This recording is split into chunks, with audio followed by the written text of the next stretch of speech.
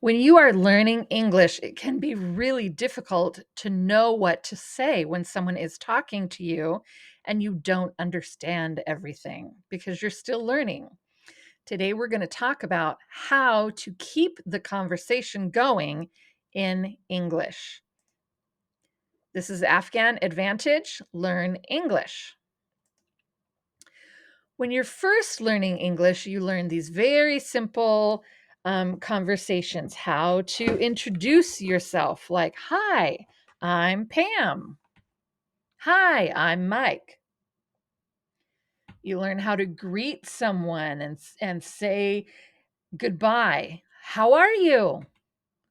Good. How are you? It's nice to meet you. Nice to meet you too. Bye. See you later. But then what?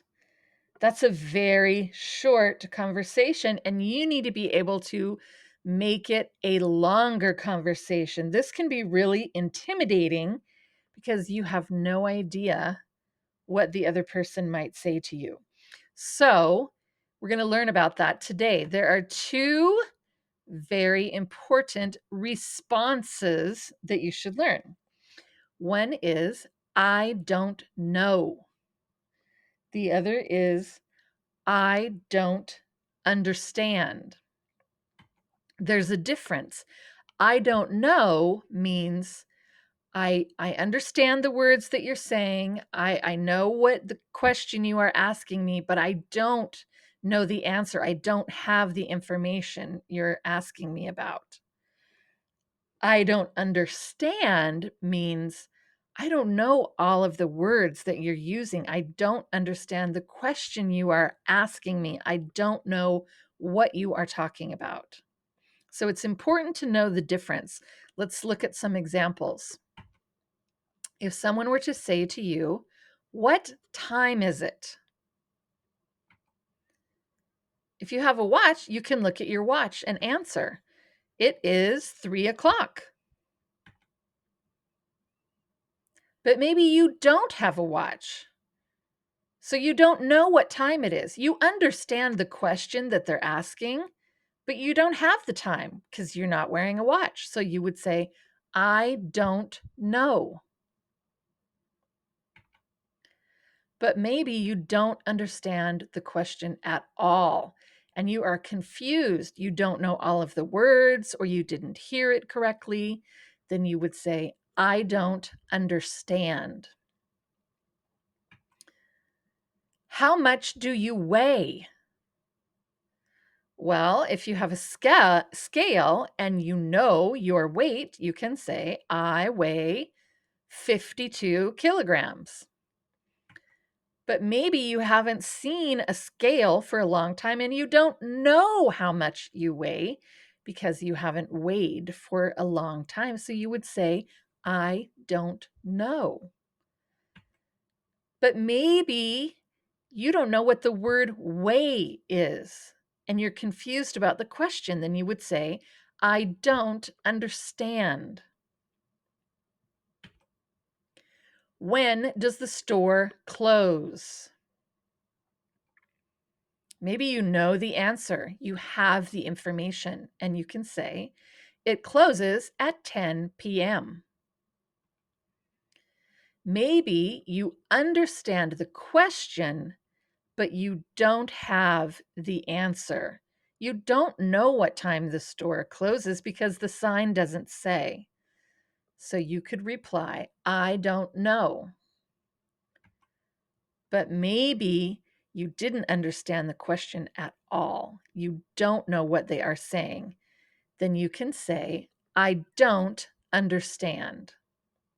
So already you can take the conversation further by just knowing those two responses.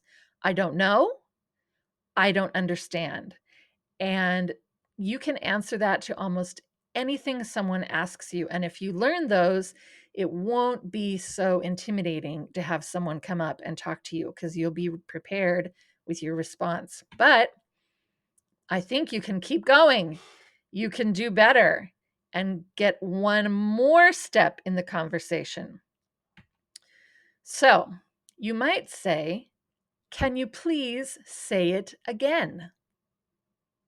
Can you please say it slower? Can you please write it down? Those are good responses if you didn't quite hear exactly and you're trying to understand the words that they're saying better.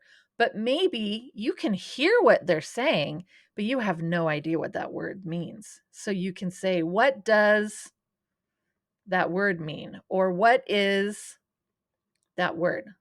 Let's look at some examples. So maybe you don't hear the person very well. Maybe you have a bad phone connection and all you hear is, then you could say, I'm sorry, can you please say it again? And they could repeat the question. Do you need help? Maybe they're trying to ask you something, but they talk really fast. So they could say, you want a bag? I'm sorry, can you please say it slower? Do you want a bag? Maybe it's just a lot of information to hear all at once. My number is 283-555-1094.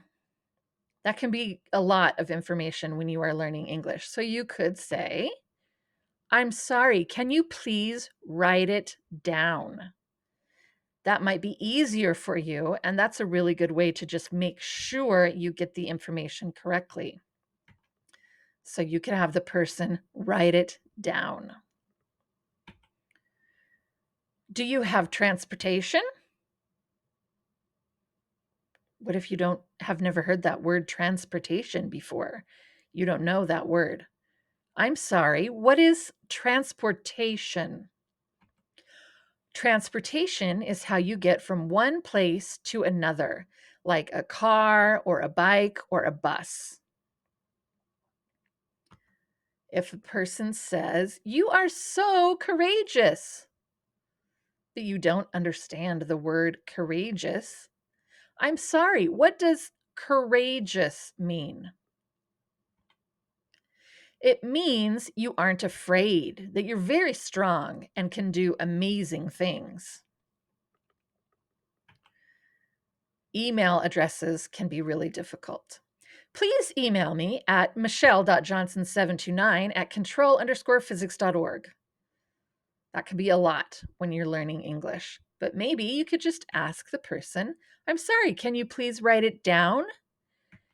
They can write it onto your phone even. You don't need a piece of paper. Hand them their phone, hand them your phone, and have them enter the information so you make sure you get it correct. That might be easier for you. Here's another one. We only accept cash. Well, depending on what's going on, depending on the situation, there's different questions you might ask. You might say, I'm sorry, can you please say it again? Because it was noisy and you didn't hear. You could say, I'm sorry, can you please say it slower? Maybe you just didn't quite hear all of the words. So they could repeat it. We only accept cash. But maybe it's a vocabulary problem and you don't know all of the words. What does accept mean? It means we only take cash. You can't use a credit card here. Okay, so instead of getting intimidated that you don't know everything, ask a question. Keep the conversation going. That's very controversial. What does controversial mean? It means a lot of people have strong feelings about it, and it causes a lot of disagreement and arguing. Here's another example. Sounds good, TTYL. You might see something like that on a text or a social media post. What is TTYL? It means talk to you later. Now let's do some practice. Think about how you would respond if someone comes up and says something to you. Think about, do you know the information? Do you understand the question? Would something help you understand the question if they could repeat it or say it slower or write it down for you? If you have these answers prepared, it will be much easier to respond. So think about your answers. You might say, I'm sorry. Could you repeat that? Could you say it again? I'm sorry. Can you say it slower? I'm sorry. Can you write it down? You might say, what does that mean? Or what is that word? What would you respond if someone said, where do you live?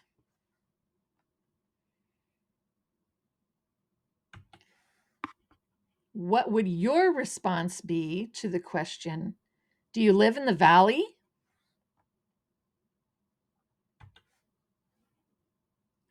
I live in Tacoma. Have you been there?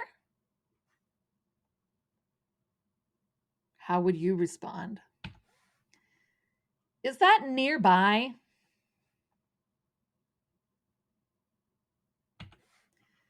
Have you been here long?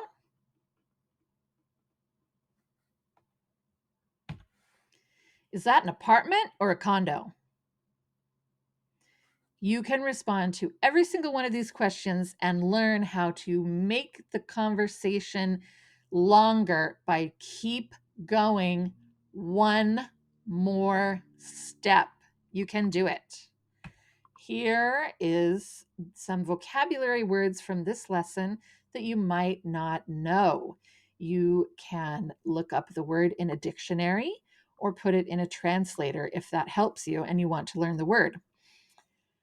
The words from this lesson are introducing, conversation, intimidating, respond, connection, sorry, difficult, transportation, courageous, accept, controversial, disagreement, arguing.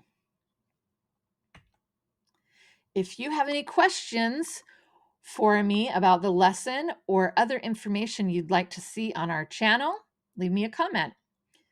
Thanks for learning English with Afghan Advantage.